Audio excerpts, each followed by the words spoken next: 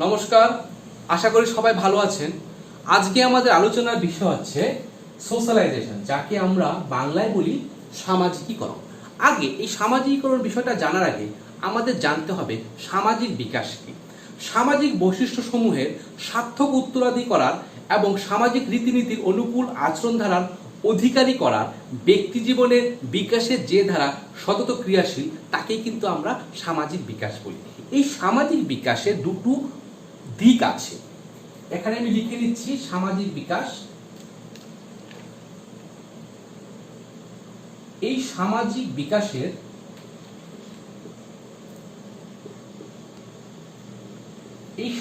বিকাশের দুটো দিক আমরা দেখতে পারি। একটা হচ্ছে সামাজিকীকরণ,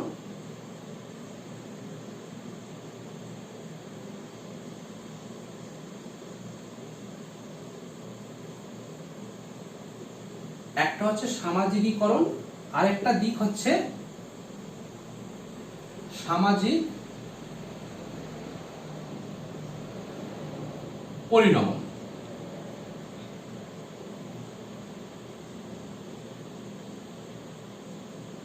তাহলে আমরা সামাজিক বিকাশকে দুটো দিক থেকে বিচার বিশ্লেষণ করব। একটা হচ্ছে সামাজিকীকরণ, যাকে ইংরেজিতে বলি সোশ্যালাইজেশন, আর একটা হচ্ছে সামাজিক পরিণমন, যাকে বলি সোশ্যাল ম্যাচুরেশন। আগে আমরা এই সোশ্যাল ম্যাচুরেশন বা সামাজিক পরিণমন কি সেটা আমরা জানব।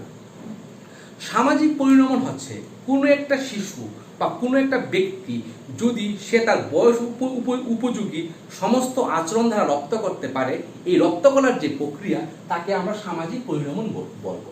অর্থাৎ একটা 3 বছরের ছেলে যেই ধরনের আচরণ করবে, একটা 10 বছর বা একটা 15 বছরের ছেলে সেই রকম আচরণ করবে না।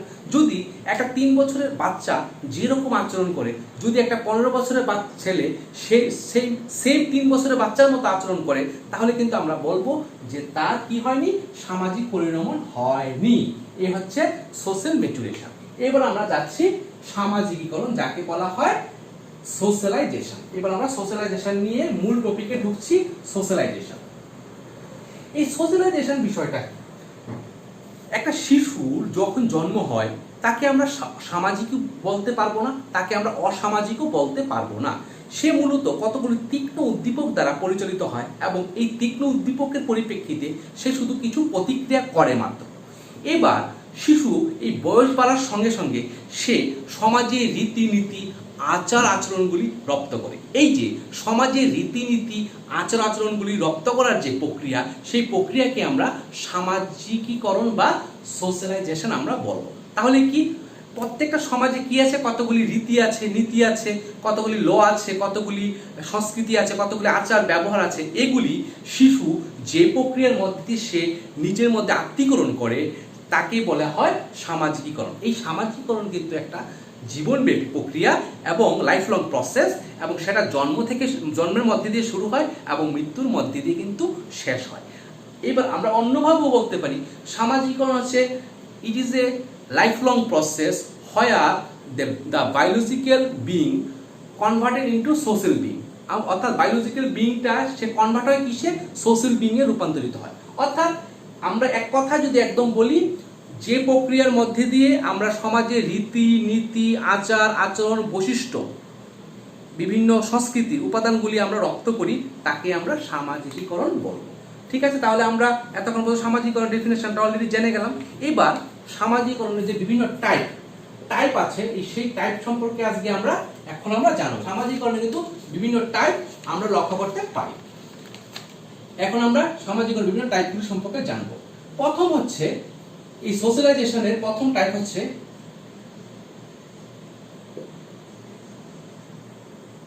Primary socialisation.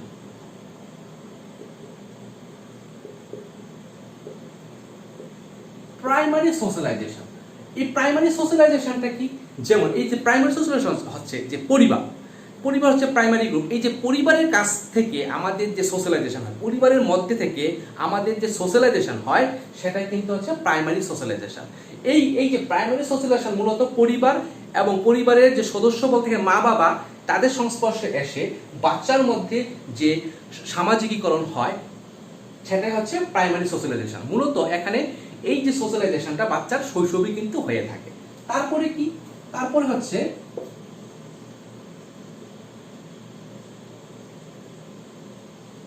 Secondary socialisation.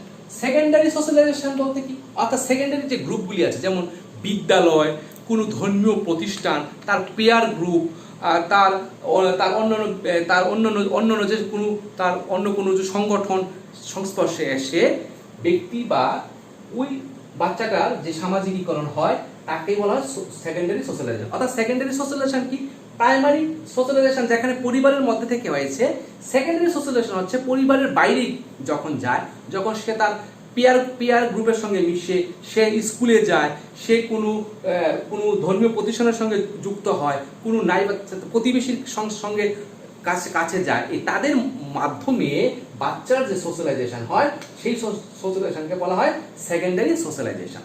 এবার আমরা যাচ্ছি থার্ড নাম্বারে। থার্ড নাম্বারে হচ্ছে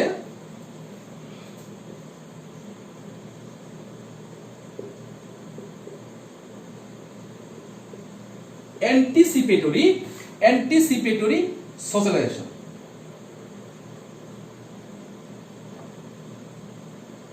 এই যে অ্যান্টিসিপেটরি সোশ্যালাইজেশন বিষয়টা কি, এই যে অ্যান্টিসিপেটরি সোশ্যালাইজেশন বিষয়টা হচ্ছে যখন কোনো বাচ্চা বা কোনো শিশু যে তার ফিউচার রিলেশনশিপে যাওয়ার জন্য যে প্র্যাকটিস করে, যে রিহার্সাল দেয়, এই ধরনের মধ্যে দিয়ে তার যে সোশ্যালাইজেশন হয় তাকে আমরা বলি অ্যান্টিসিপেটরি সোশ্যালাইজেশন। যেমন এক্ষেত্রে আমরা বলতে পারি, যেমন আমরা ডিএলএড করি, আমরা বিএড করি, এই বিএড এবং ডিএলএড সময় আমাদের কি করানো হয়, অর্থাৎ টিচার হিসাবে আমাদের কি ধরনের আচরণ আমরা করব সেগুলি শেখানো হয়। এই টিচার হওয়ার আগে আমরা কি করছি, বিএড করছি, ডিএলএড করছি। এখানে টিচার হওয়ার জন্য যে কি ধরনের আচরণ আমাদের করা উচিত, এই যে রপ্ত করলাম, সেটাকে বলা হয় অ্যান্টিসিপেটরি সোশ্যালাইজেশন। এখানে অ্যান্টিসিপেটরি কথার অর্থ হচ্ছে আগাম, আগে থেকে যেই রুলটা আমি ভূমিকা পালন করব, সেই ভূমিকা পালনের আগেই যখন আমি সেই সম্পর্কে আমার প্র্যাকটিস হয়, রিহার্সাল হয়, সেই আচরণটা আমি রপ্ত করতে পারি, তখন তাকে বলা হয় অ্যান্টিসিপেটরি সোশ্যালাইজেশন। যেমন একটা ল স্কুল, একটা ল কলেজের ছাত্র, সে ল পড়ছে, কিন্তু উকিল হলে কি ধরনের আচরণ সে রপ্ত করবে, সে যখন ওই কলেজ থেকে পড়াশোনা চলাকালীন অবস্থায় যখন সেই আচরণটা রপ্ত করে নেবে, তখন তাকে বলা হয় অ্যান্টিসিপেটরি সোশ্যালাইজেশন। এবার আমরা ফোর্থ যাচ্ছি, চতুর্থ হচ্ছে ডেভেলপমেন্ট সোশ্যালাইজেশন।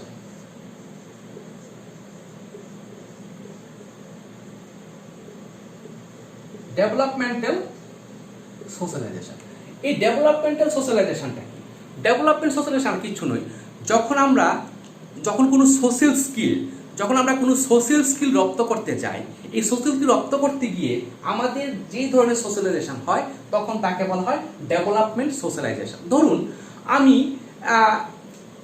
আমাকে একটা জব দেওয়া হয়েছে, যে কোনো একটা জায়গাতে আমি স্পোক পার্সন হিসাবে কাজ করব, আমি বক্তা হিসাবে কাজ করব, কিন্তু আমি প্রচণ্ড লজ্জা পাই এবং আমি সেই কাজ করতে আমি অনিচ্ছুক, কিন্তু আমার অভিজ্ঞতা নেই। এবার সেই বক্তা হিসাবে আমি নিজেকে তৈরি করার জন্য আমি যখন কোনো প্রতিষ্ঠানের সঙ্গে যুক্ত হব, তখন যুক্ত হওয়ার দরুন আমি কি করব, সেই কমিউনিকেশন স্কিলগুলি আমি রপ্ত করে নেব। এই যে কমিউনিকেশন স্কিলটা রপ্ত করলাম, এর মধ্যে দিয়ে আমাদের সোশ্যালাইজেশন হয়, সেটাকে বলা হয় ডেভেলপমেন্ট সোশ্যালাইজেশন।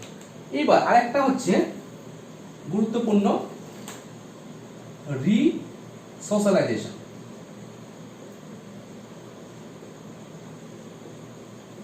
রিসোশ্যালাইজেশন কি, অর্থাৎ একবার সোশ্যালাইজেশন হওয়ার পর, সামাজিকরণ হওয়ার পর যখন আবার পুনরায় সামাজিকরণ হয়, তখন তাকে বলা হয় রিসোশ্যালাইজেশন। যেমন আমি একটা চাকরি করি, এই চাকরিতে 5 বছর করার পর যখন আরেকটা জায়গাতে আমি চাকরি করলাম, তখন ওই জায়গাতে যেমন সোশ্যালাইজেশন হয়েছে, ওই নতুন জায়গাতে যাওয়ার দরুন আমার কিন্তু আবার নতুন করে সোশ্যালাইজেশন শুরু হবে। এক্ষেত্রে আবার এই কথাও অন্যভাবে, এই এক্সাম্পলটা আবার অন্যভাবে বলা যেতে পারে। ধরুন একটা মানুষ, সে তার ছোট বয়স থেকে তার 30 বছর হয়েছে, তার সোশ্যালাইজেশন অলরেডি হয়েছে, কিন্তু সে একটা ক্রাইম করে তার 5 বছর জেল হয়েছে। এই জেল হওয়াতে এই সংশোধনা করে থাকাকালীন অবস্থায় তার আবার কিন্তু সোশ্যালাইজেশন হয়, এটাকে বলা হয় রিসোশ্যালাইজেশন। আরেকটা আছে রিভার্স সোশ্যালাইজেশন। রিভার্স সোশ্যালাইজেশন কি, যেমন আমরা সোশ্যালাইজেশন ক্ষেত্রে যারা ওল্ড পার্সন আছে তাদের কাছ থেকে আমরা শিখি ইয়ংরা, কিন্তু ইয়ং পার্সনের কাছ থেকে যখন ওল্ড পার্সনরা শিখবে তখন তাকে কিন্তু আমরা রিভার্স সোশ্যালাইজেশন আমরা বলতে পারি। এবার আমরা যাচ্ছি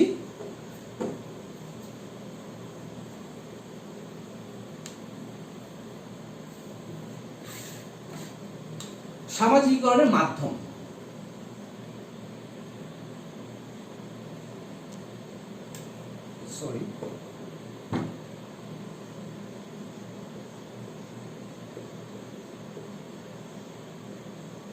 মাধ্যম সমূহ,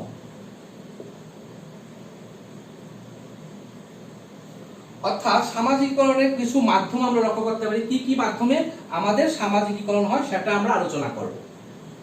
মূলত সামাজিকীকরণের মাধ্যমকে আমরা অ্যাক্টিভ এজেন্সিস অফ সোশ্যালাইজেশন এই হিসেবে বলতে পারি, আবার প্যাসিভ এজেন্সি অফ সোশ্যালাইজেশন এইভাবেও আমরা বিচার বিশ্লেষণ করতে পারি, কিন্তু এই ক্ষেত্রে আমি একসঙ্গেই জোর করে দেখাচ্ছি।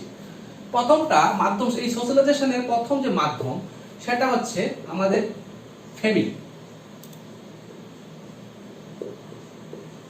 আমাদের ফ্যামিলি এই সোশ্যালাইজেশন একটা গুরুত্বপূর্ণ মাধ্যম। শিশুর যে সামাজিকীকরণ হয় তার প্রথমে তার কার মাধ্যমে হয়, তার পরিবারের মাধ্যমে হয়, এবং পরিবারের যে তার মা বাবা, এই সোশ্যালাইজেশনের ক্ষেত্রে পরিবারের সদস্য হিসেবে তার মা বাবা কিন্তু তার শিশুর উক্ত শিশুর সামাজিকীকরণে গুরুত্বপূর্ণ ভূমিকা পালন করে থাকে।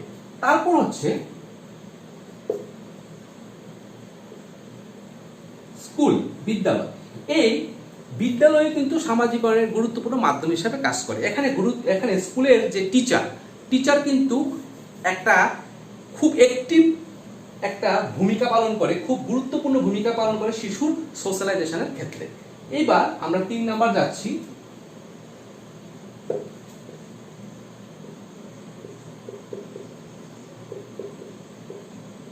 রিলিজিয়ান্স।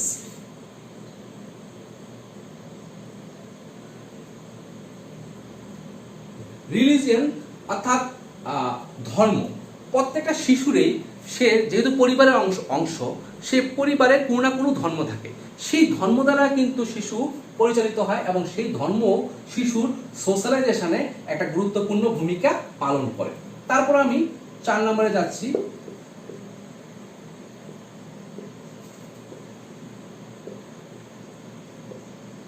Peer groups. প্রত্যেকটা শিশুরই পিয়ার গ্রুপস থাকে, তার সহপাঠী থাকে।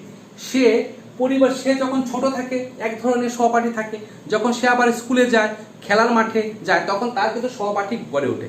এই সহপাঠীদের সংস্পর্শে এসেও কিন্তু ওই উক্ত শিশুর সোশ্যালাইজেশন হয়ে থাকে। তারপরে একটা গুরুত্বপূর্ণ হচ্ছে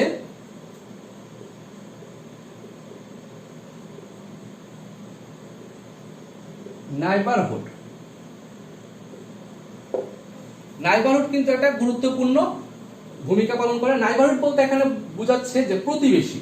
এই যে প্রত্যেকটা বাচ্চা সে প্রতিবেশী সংস্পর্শে আসে, তার আশেপাশে যে তার প্রতিবেশীরা আছে তাদের সঙ্গে সে আদান প্রদান করে, সে ইন্টারাকশন করে, এর দরুনও কিন্তু ওই বাচ্চাটার সোশ্যালাইজেশন হয়ে থাকে।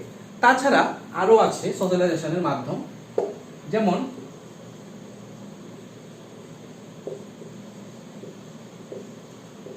মাস মিডিয়া একটা গুরুত্বপূর্ণ ভূমিকা পালন করে সোশ্যালাইজেশনের ক্ষেত্রে। মাস মিডিয়া বলতে এখানে গণমাধ্যম বোঝাচ্ছে, যেমন গণমাধ্যম হতে পারে রেডিও, টেলিভিশন, সিনেমা। যেমন আমরা ইন্টারনেট, আমাদের মোবাইলটাও কিন্তু, যেমন আমরা এখন সোশ্যাল মিডিয়ার সঙ্গে যুক্ত, বিভিন্ন আমাদের গ্রুপের সঙ্গে যুক্ত। এই যে আমাদের মোবাইল, আমাদের যদিও ইন্টারনেট যুক্ত আমাদের মোবাইল, এবং আমাদের টিভি, টেলিভিশন, সংবাদপত্র, এইগুলি কিন্তু মাস মিডিয়ার মধ্যে পড়ে। এই মাস মিডিয়ার সংস্পর্শে এসে মাস মিডিয়ার মাধ্যমেও কিন্তু একটা বাচ্চা সোশ্যালাইজেশন হতে পারে। এবার আমরা নেক্সট যাচ্ছি, নেক্সট হচ্ছে ল্যাঙ্গুয়েজ।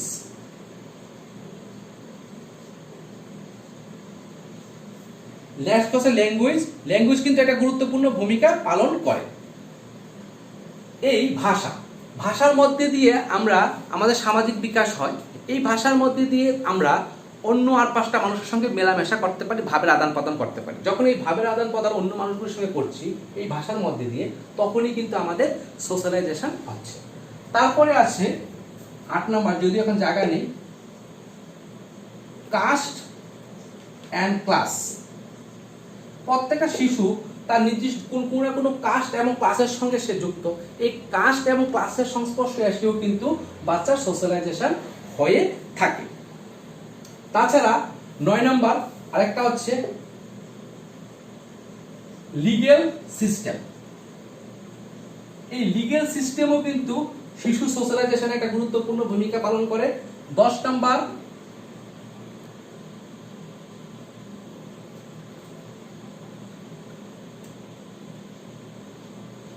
Economic system. এই ইকোনমিক সিস্টেমও কিন্তু শিশুর সোশ্যালাইজেশনের ক্ষেত্রে গুরুত্বপূর্ণ ভূমিকা পালন করে। তাছাড়া আছে আরেকটা আছে প্যানেল, আমি জায়গা নেই তাই লিখে দিচ্ছি, প্যানেল সিস্টেম। প্যানেল সিস্টেমও কিন্তু গুরুত্বপূর্ণ ভূমিকা পালন করে শিশুর সোশ্যালাইজেশনের ক্ষেত্রে। এই হচ্ছে মোটামুটি শিশুর সোশ্যালাইজেশনের গুরুত্বপূর্ণ কতগুলি মাধ্যম সমূহ। প্রথম কি কি? ফ্যামিলি, স্কুল, তার রিলিজিয়ন, তার ধর্ম, peer group, neighbourhood, mass media, language, caste and class, legal system, economic system এবং প্যানেল সিস্টেম। এই হচ্ছে মাধ্যম সমূহ কার? সোশ্যালাইজেশনের। এইবার আমরা যাচ্ছি কিছু এলিমেন্টস।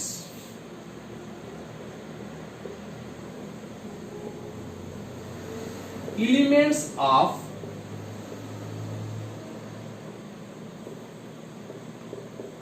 socialization process।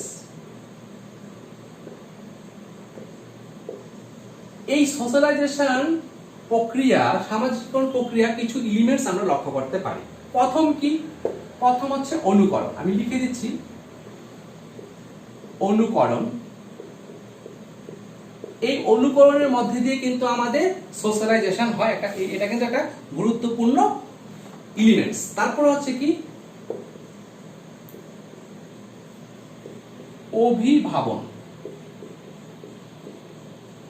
অনুকরণটা আবার বলে রাখি যে বাচ্চা অনুকরণের মধ্যে দিয়ে, সে তার বয়োজ্যেষ্ঠদের অনুকরণের মধ্যে দিয়ে সে সমাজের রীতিনীতি, আচার আচরণগুলি শেখে। এই অনুকরণ কিন্তু সোশ্যালাইজেশনের একটা গুরুত্বপূর্ণ এলিমেন্টস, উপাদান। তারপর হচ্ছে অভিভাবন। অভিভাবন বিষয়টা কি?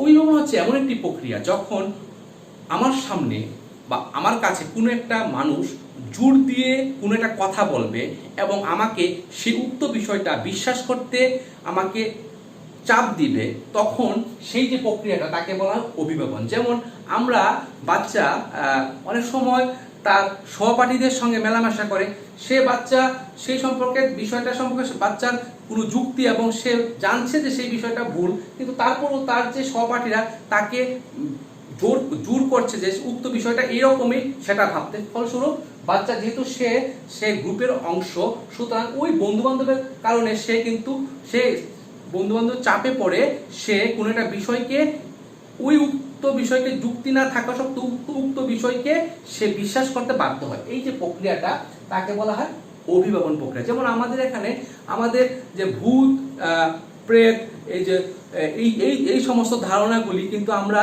অনেকেই বিশ্বাস করি না। আমরা বলি যে না, এগুলি আমরা বিশ্বাস করি না। কিন্তু যখন কোনো বয়োজ্যেষ্ঠ মানুষ আজ এসে বলে না ওই জায়গাতে এরকম ভৌতিক কোনো ঘটনা ঘটেছে, আমাদের উপর চাপ সৃষ্টি করে এবং আমরা জানি যে এটার পেছনে কোনো যুক্তি নেই, কিন্তু আমাদের চাপ দিচ্ছে এবং আমাদের বাধ্য করছে সেটা মানতে, এই যে প্রক্রিয়াটা, এই প্রক্রিয়াটাকে আমরা অভিভাবন বলবো। এটাও কিন্তু একটা গুরুত্বপূর্ণ এলিমেন্টস। তারপর হচ্ছে সহযোগিতা।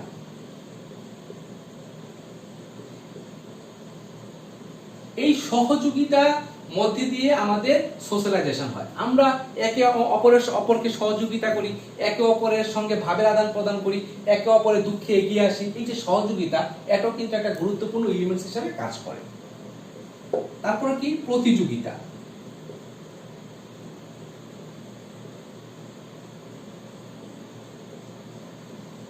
এই প্রতিযোগিতাও কিন্তু একটা গুরুত্বপূর্ণ উপাদান হিসাবে কাজ করে। এই সহযোগিতা যেমন কাজ করে, তেমনি প্রতিযোগিতাও কিন্তু গুরুত্বপূর্ণ উপাদান হিসাবে কাজ করে।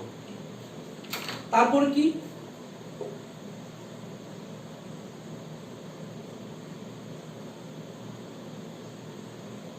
সহানুভূতি। এই সহানুভূতি আমরা একজন আরেকজনের সঙ্গে সহানুভূতি বন্ধনে আবদ্ধ হই, একজনের দুঃখে আরেকজন আমরা রিয়েক্ট করি, একজনের সঙ্গে কোনো একটা ভালো জিনিস ঘটলে আমরা যেমন তার সঙ্গে আমরা শেয়ার করি, এবং তেমনি কোনো একটা বিষয়, কোনো একটা দুঃখের বিষয় তাকে আমরা সহানুভূতি জানাই। এই যে সহানুভূতিও কিন্তু একটা গুরুত্বপূর্ণ এলিমেন্টস হিসেবে কাজ করে। তাছাড়া আরেকটা গুরুত্বপূর্ণ উপাদান হচ্ছে একাত্মবোধ। এই একাত্মবোধও কিন্তু সোশ্যালাইজেশনের একটা গুরুত্বপূর্ণ এলিমেন্টস আমরা বলতে পারি। একাত্মবোধ বিষয়টা কি? যেমন এটা আমার স্কুল, এটা আমার বই, এটা আমার পাড়া, এই যে আমার বোধটা, এটার মধ্যে কিন্তু একাত্মবোধ কথাটা জড়িয়ে আছে। এই যে আমার শব্দটার মধ্যে দিয়ে বাচ্চার কিন্তু অনেকটা সোশ্যালাইজেশনের পথ অনেকটা প্রশস্ত হয়। এই যে একাত্মবোধও কিন্তু সোশ্যালাইজেশনের একটা গুরুত্বপূর্ণ এলিমেন্টস আমরা বলতে পারবো। তারপরে সোশ্যালাইজেশনের আরেকটা গুরুত্বপূর্ণ এলিমেন্টস হচ্ছে ভাষা। এই ভাষার মধ্যে দিয়ে কিন্তু বাচ্চার সোশ্যালাইজেশন হয়, সেটাও কিন্তু সোশ্যালাইজেশন একটা গুরুত্বপূর্ণ এলিমেন্টস। এখানে কি কি আছে? অনুকরণ, অভিভাবন, সহযোগিতার মধ্যে দিয়ে যেমন আমাদের সোশ্যালাইজেশন হয়, তেমনি প্রতিযোগিতার মধ্যেও কিন্তু আছে। যদিও প্রতিযোগিতা বলতে এখানে সুষ্ঠু প্রতিযোগিতাকে বোঝানো হচ্ছে সহানুভূতি। এই সহানুভূতির ও একটা গুরুত্বপূর্ণ এলিমেন্টস আমরা বলতে পারি সোশ্যালাইজেশন প্রসেসে। তেমনি একাত্মবোধ এবং ভাষা, এই সাতটি হচ্ছে মোটামুটি সোশ্যালাইজেশনের একটা গুরুত্বপূর্ণ এলিমেন্টস। আশা করি আপনাদের এই ভিডিওটা ভালো লেগেছে। আমি সম্পূর্ণ অংশটা শেষ করার চেষ্টা করেছি একটা ছোট্ট ভিডিওর মধ্যে দিয়ে, ত্রুটি বিচ্যুতি থাকতে পারে। পরবর্তী সময় আরেকটা ভিডিও নিয়ে আসবো। ততক্ষণ পর্যন্ত আপনারা ভালো থাকবেন। নমস্কার।